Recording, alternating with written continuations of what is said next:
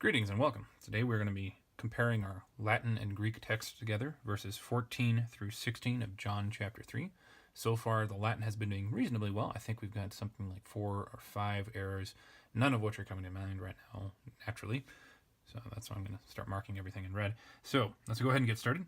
And even as Moses lifted up aorist tense, the servant singular, in the desert, place where, and thus Moses exalted, lifted up, perfect tense, aorist tense. So those two fit perfectly. That's wonderful. Servant in desert, place where, very, very nice. Thus, and note how we've got hutos and kathos. And we've got sikut and ita. Sikut goes with kathos. Ita goes with hutos. That's a very, very good bit of work there on Jerome's part. If he had only used one type of thus, it would have been problematic, especially knowing what these two mean together. And what these two mean together, they go wonderfully. That's very nice. So, moving on. Thus, it is necessary, present tense, necessity, the divine necessity, divine imperative, to be raised aorist passive, infinitive. We've got third person singular present, apportet, it is necessary, with a passive infinitive. Tenses don't matter between these two infinitives because Latin can't really do that. So that is good. These two match. All right. The son of the man. Son of man. Very, very good. And 15. Hina introducing a purpose clause. Pas in the singular. Then we've got a participial phrase right there. In him. Okay. Ut introducing a purpose clause, which I forgot to mark. Yeah, that's fine. Singular omnis. Who believes in him. Qui credit in ipso. This is replacing the participle. Now, Jerome most certainly could have done a present in participle, since Latin would have that. It would just be credens. But yeah, this is another perfectly fine way of doing it. We can also often do the same thing, and often, I should say, do the same thing in English. So, those, no problem there. Present tense and present tense, that's fine. In him, in ipso, that's fine. This one just signifies for us that it is not the same thing as the subject. This is not a reflexive. Don't worry about that in the Greek. Okay, third person singular present. Have, subjunctive, life eternal. Singular life eternal. But, well, we'll get to that in a minute. But, have, this is present, active, subjunctive. Let's move this up. So present, life eternal, singular. Now note that non periot does not appear, no form of it appears in our Greek here. We've just got in him, have life eternal. Whereas in Latin we've got not perish, but have life eternal. So look this up, and the justification for that is right here. I hope you can see on the screen. I will zoom in now. We are zoomed in. So we've got verse 15, which is right there. Exact Greek text that we see on the page, which is nice. No typos on my part. And then we go down to the apparatus, and we see there's a different form of in him. Instead, it's ep autoi, which would mean on him. Ace, into him. Yeah, that doesn't matter very much to us. Keep going down. There's a T. T right there with my finger. And then up here in 15, we see the corresponding T. That means that there was text inserted or removed in this spot of the verse in certain versions. And that would be me apoleitai alla. Okay, and as we take a look at verse 16, me apoleitai alla. So, the editors of the Nestle out right here, the text that I'm using, because we have this same exact phrase appearing here in verse 16, one of the reasons why they would leave it out of 15 is they would think that this is an insertion back into 15, since we've also got eke zoin ionion, just as we have eke zoin ionion. It might be that a scribe either thought it was necessary to put this this part of the clause in here to finish the thought, or it was done by accident. That's usually what they think happens. Now, as we take a look at for the authority, so the authorities for including this are Papyrus 63, which I think is a 4th or 5th century document, K in gamma delta theta psi, folio 13, 579, 700, 892, 1241, 1424, lectionary 844, lectionary 2211. I think a lot of these are the same ones that we had for the previous variant of our Latin. So the actual support for the text as we have it is right here, TXT, Papyrus 36.66.75. I'm not sure what all those numbers are. And then I think this is Sinaiticus. I can never remember what the name of the document marked by the aleph here is. And then we've also got B. Those, I believe, are the two oldest, most, at least scholars believe, most authoritative texts that we have. They come from, what? 3rd century, late 3rd century, early 4th century, I want to say. I could be wrong. Maybe it's even earlier than that. So since Aleph and B right here do not have "but deliver us from evil," then it most likely doesn't belong. But since certain versions of the text do have it, that's fine. That's just what Jerome had to work with. Okay, zooming back out in a moment.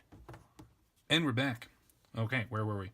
So, not perish, but that is a fine addition. No issues there. It's even in the same form here as later on in the Latin. So that will really depend on if it's correct later on. Moving on, life eternal. For thus the God loved, aorist tense, the world direct object. For thus God loved, perfect tense, matches with the aorist. That's good. World singular. Let's move up again.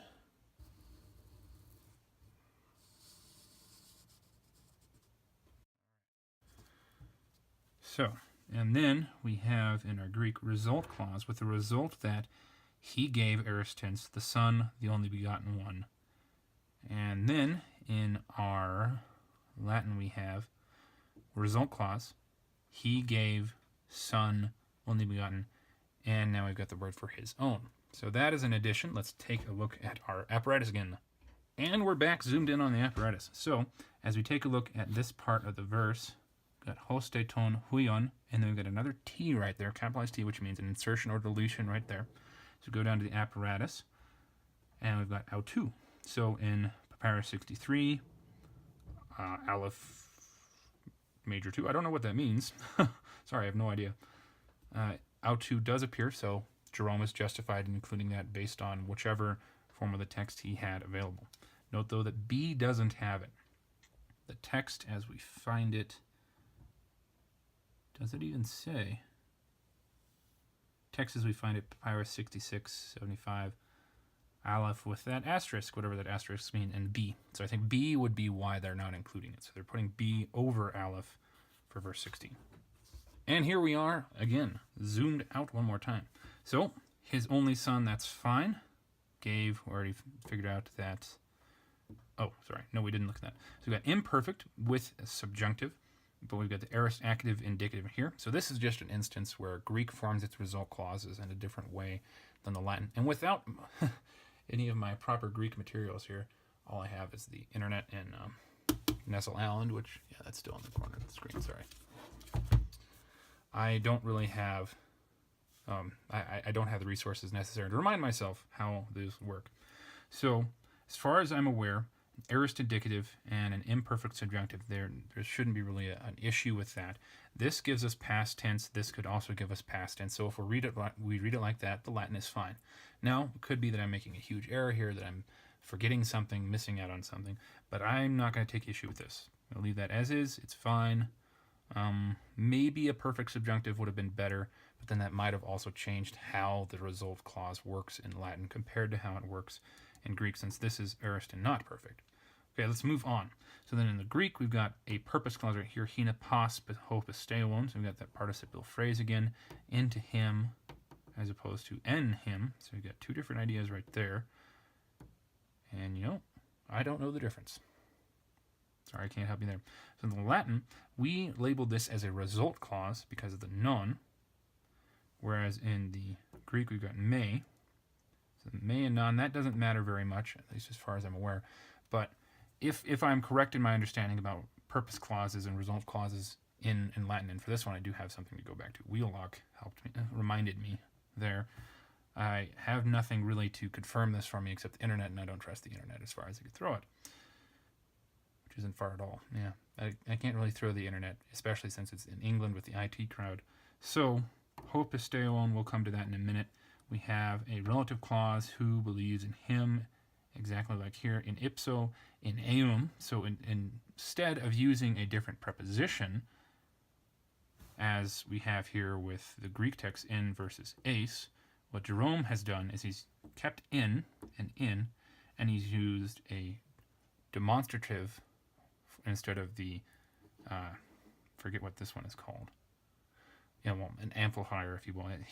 He's used him instead of himself to mark a difference there. So that's pretty good. He's also got accusative rather than dative, which matches how the Greek text does it. Dative here and accusative here. So Jerome is definitely paying good attention in this spot right here. That's nice. Moving on, we have aorist or future tense for apolletai. Is that even in the screen? Yes, it is in the screen, barely in the screen. Apolletai is either aorist or future tense with this hina, something I wasn't able to check without my books. So then, moving this up again, we have present tense, pereat, with non. Now, if we read this as the aorist tense, then the present is okay. If we read this as the future tense, then, well, Latin can't really do anything about that, since ut can't. There's no future subjunctive in any language that I know anyway. So pereat, actually, thinking over this for like the 5th time now, pereat has a present that goes well with the future, but if this is in fact aorist, then I think imperfect subjunctive would have been a better fit here. However, eke here is a present subjunctive, and habeat is a present subjunctive, just as we saw beforehand, eke zoin, ionion, and habeat right there. So the Latin, at least, is keeping consistent with itself. Habeat in both places is perfectly fine, and since this one is present with that one, the tense of this one is a little bit less important for the whole context of the sentence, as far as I'm able to tell. So I'm also not going to count this as an error, at least as far as I know. Again, lack of resources, me being a dummy, all of that.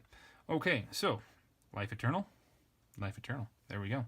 As I look at this, I don't spot any major issues. We've got some additions to the text, which certain forms, admittedly, of the Greek text do have, so those aren't a problem. I think the Latin here flies through with at least good colors. If not, they are obscured from my vision. Well, I hope taking a look at this has been informative for you, and if you disagree with me in any part, I completely understand. You're probably right. I don't know. Let me know. And I hope you have a very good day. Farewell. Hey, not asleep yet? That's okay. I've got tons of other equally sleep-inducing videos for you to watch. Check them out.